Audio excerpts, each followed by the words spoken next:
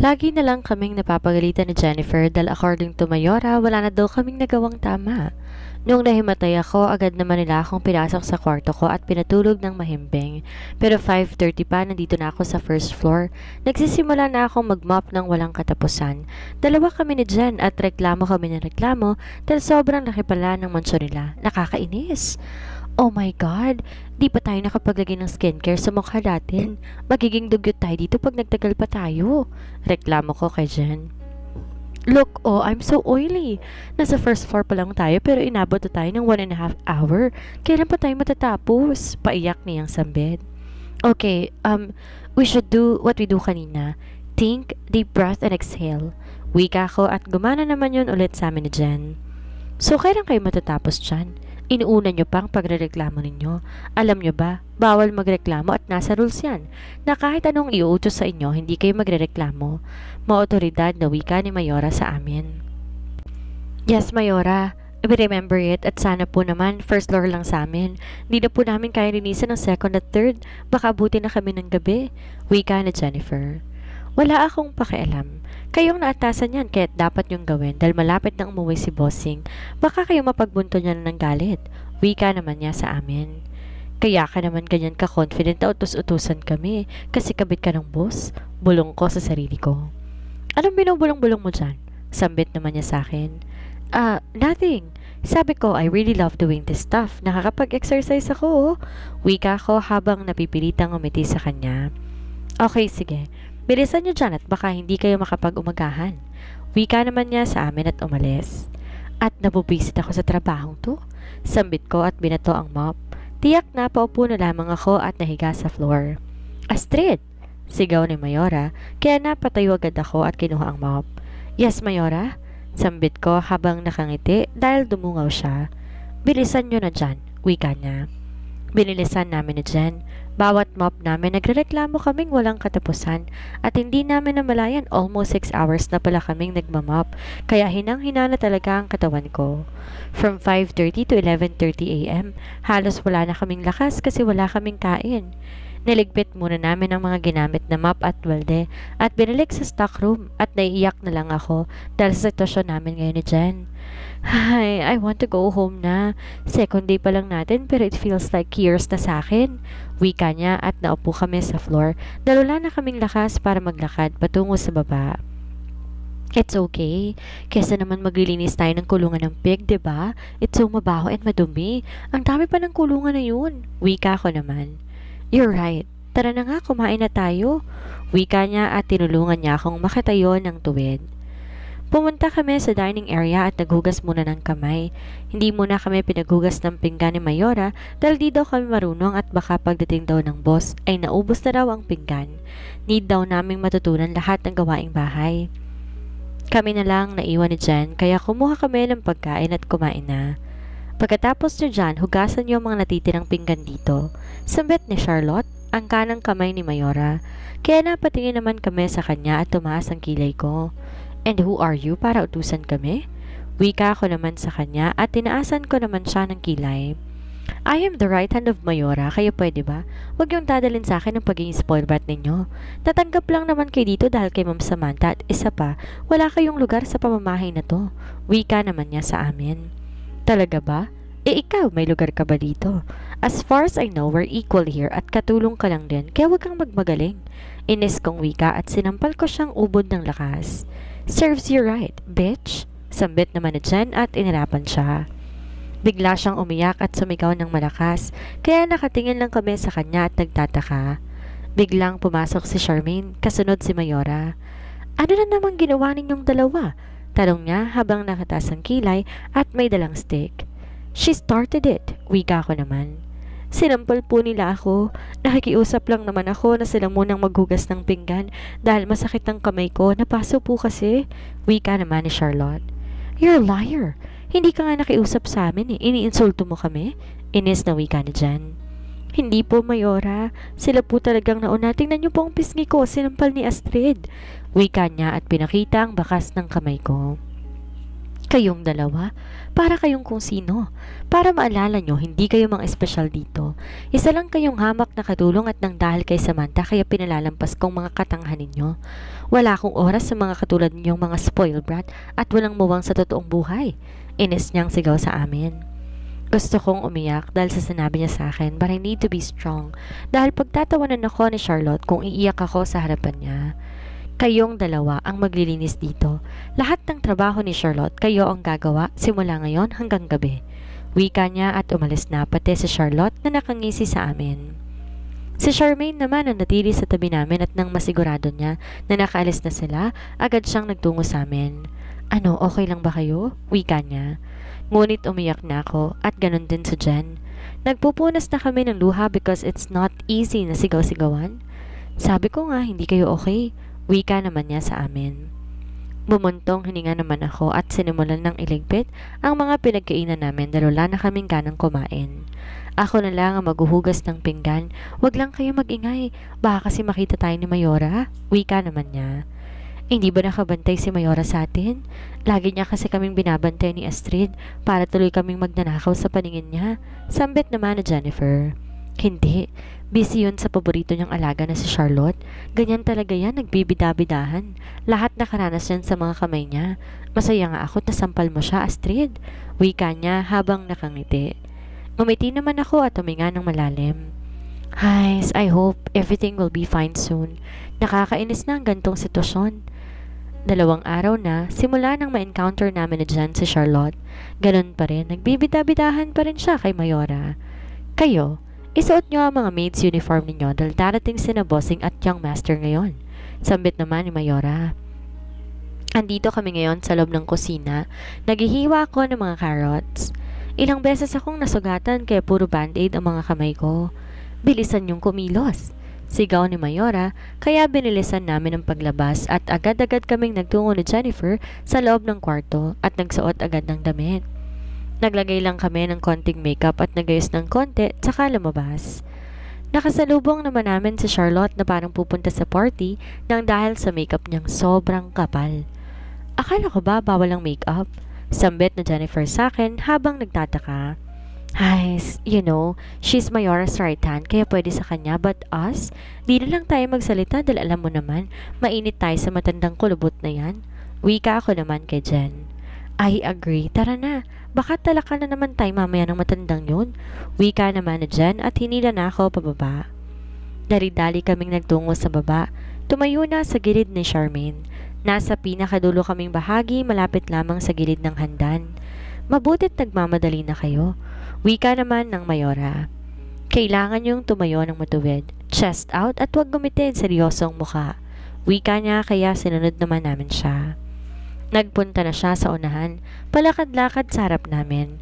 Maya-maya pa'y may narinig kaming kotseng paparating. Andyan na. Bulong ko naman kay Jen. Shh! Huwag ka na magsalita dyan. Wika niya sa akin. At agad-agad lumabas si Mayora at binuksan ang pinto. Bigla namang pumasok ang lalaki na medyo may katabaan. A pleasant morning, sir. Biglang sabit namin ni Jen, kaya napabaling si Mayora sa amin at ang iba din namin kasama.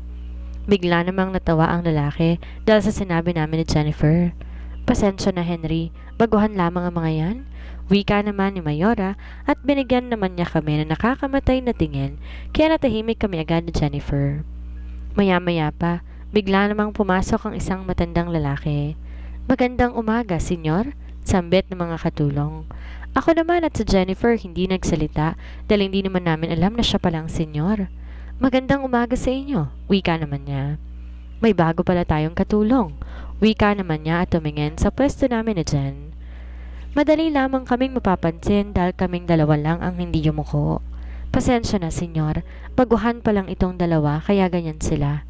Wika naman ni Mayora habang pilit na tumatawa. Wala namang kaso sa akin yon, wika naman niya. Anong pangalan niyo? Tanong naman na may katandaang lalaki sa amin na Jen. I'm Astrid. Wika ko naman habang nakangiti sa kanya. I'm Jennifer. Jen for short? Wika naman ni Jennifer habang nakangiti naman kay senyor. Nice to meet you, young lady. Wika niya sa amin habang nakangiti ng matamis sa amin ni Jennifer. Dad, Mr. Hubert gave us an invitation to the party. Napatingin naman ako sa lalaking kakapasok lang at biglang nandaki ang mga mata ko. Parang nag-recall ang lahat ng nangyari nung gabing yon. Oh my G, this can't be. Astrid, shit, yan yung guy na nakaano mo. Wika na dyan habang inaapakan ng paa. Shut up, wika ko naman. Nakatingin lamang ako sa kanya. Sana hindi niya ako makilala dahil ayokong maalala niya ang gabing yon. Nagtungo sila sa itaas. Nag-uusap pa sila ng tatay niya, ngunit bigla siyang tumigil sa kinaroroonan namin. You, wika naman niya habang itinuturo ako. Bigla akong hinawakan na mahigpit ang kamay ni Jennifer. Yes, you. Come to the party with me. Wika naman niya sa akin. Nakahinga ako ng malawag nang sinabi niya yon. Kala ko naman naalala niyang gabing yon. Thank God at hindi. Baka gusto ko nilang magpalaman sa lupa kapag naalala niya yon. Your dress and everything you need will be delivered to you later, exactly 6 a.m. And be ready. Ayoko ng tatanga-tanga. Wika niya at nilampasan niya na ako. Muntik ka na dun ah. Wika naman ni Jennifer sa akin kaya't siniko ko siya para tumigil na kakadaldal. Baka mahalata pa kami mamaya. Ano? Masaya ka na kasi napansin ka? Ines na wika ni Charlotte sa akin nang dumaan siya sa harap ko. Bakit? Inggit ka ba?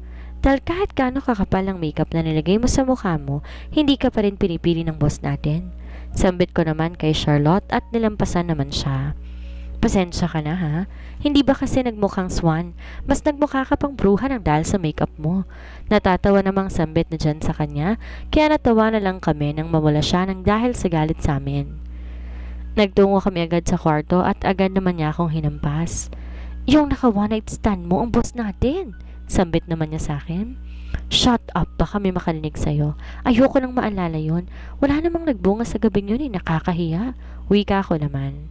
Paano pag naalala niya? Wika naman dyan sa akin. He won't. And I'm sure hindi niya ako naaalala. Wika ko naman kay Jen habang nag-aalala. Sure na sure ka hindi ka niya naaalala? Or nagpe-pretend lang siya? Wika naman dyan sa akin. Umupo naman ako at napabuntong hininga. Jen, promise, hindi talaga. Wika ko naman sa kanya. Sige, sabi mo eh, sambit niya naman. Natigil kami sa pag-uusap nang may kumatok sa pinto namin at ako na ang tumayo at agad-agad nagtungo sa pinto tsaka ito binuksan. Ang haba ng hair mo ah. Ito nang pinabibigay ni boss sa'yo. Wika naman ni Charmaine. I am not excited and I don't want to be with him. Seryoso kong wika. Sus, ayaw-ayaw ka pa? Wika naman niya. If you just know, Charmaine, what's going on between Astrid and our boss, baka maloka ka. Wika naman na dyan. Pinandilatan ko naman siya ng mata nang dahil sa sinabi niya kay Charmaine. Paano pag sinabi kong alam ko? Wika naman niya. Bigla namang napadilat ang mga mata ko nang dahil sa sinabi ni Charmaine. Charot lang.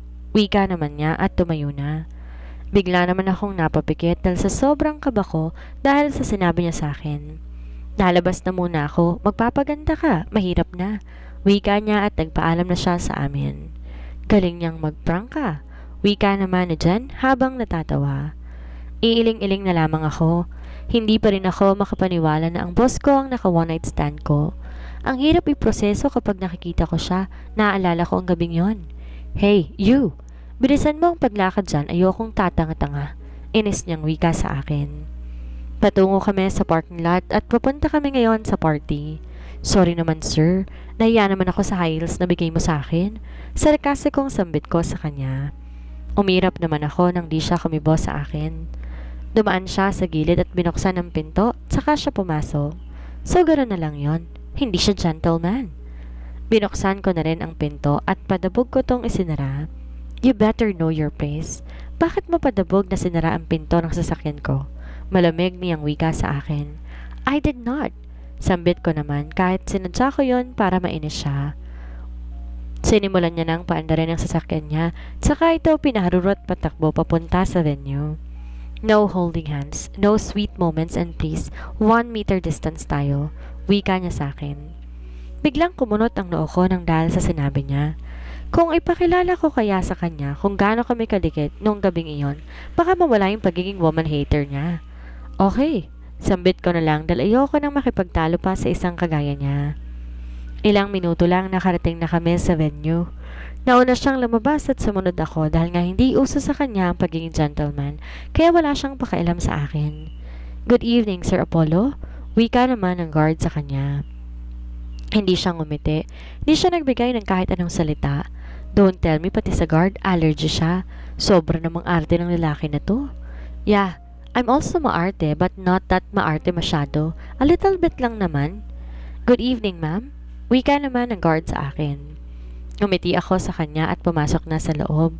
Nilibot ko ang tingin ko at nakita kong maraming mayamang tao ang nandito. Di na ako magtataka. Mga businessman and woman kasi ang dumadalo dito. Hey, bilis na. Wika naman niya sa akin at sumunod naman ako sa kanya. Ngayon ka pa ba nakakita ng engranding venue? Sa bagay, isa ka nga palang katulong. Wika niya. Bigla akong napatingin sa kanya at tumaas ang kilay ko. For your and for... Di niya na ako pinatapos dahil hinilan niya na ako papunta sa isang table. Napatingin naman ako sa mga taong andito sa lamesa. They are not familiar with me kaya ngumiti na lang ako sa kanila. So, this is your new girlfriend? Tanong naman ng isang lalaki na kasing edad lang nitong boss namin. Gwapo naman silang lahat at as a gwapo hunter, alam kong gwapo talaga sila pero mas maganda lang talaga ako. Nakadagdag ako sa ambience ng place. No, she's my personal maid kaya dinala ko yan to pick up my trash. Wika naman niya. Nainsulto naman ako nang dahil sa sinabi niya kaya binigyan ko siya ng masamang tingin. What? Hindi ba totoo na maid kita? Sambit naman niya sa akin. Yeah, I am but... Di niya na ako pinatapos dahil nag-usap na sila ng mga kasama niya. If I have a choice lang na pwede kong isampal sa kanya na magka-level lang kami, hindi pala. Mas mayaman ako sa mga to, baka masampal ko na tong lalaki na to. Here's your food, ma'am. Sir, enjoy. Wika naman ng waiter at ibinigay ito sa amin. Steak ang inalapag kaya't natakam naman ako. Hey, diba, maid ka lang. So bago pa lang to sa panlasa mo. Wika naman na isang lalaki sa akin, nawari ko'y kaibigan din ng isang to. Nope. Wika ako naman at kumuha na ng steak. Tsaka ako pinakita sa kanila na kabisado ko lahat ng spoon at mga sosyal na pamamaraan dahil isa din akong mayaman. You know everything?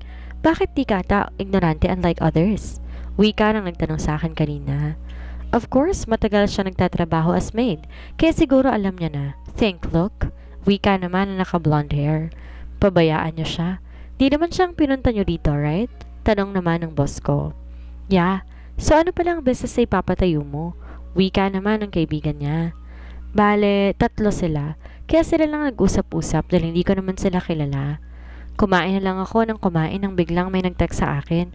From Bess. O ano, kamusta ka na dyan? Dinala ka na ba niya sa hotel? Nag-check-in na ba kayo? Bigla namang kumunot ang noo ko dahil sa text message nitong sa Jen. To Bess. Are you stupid?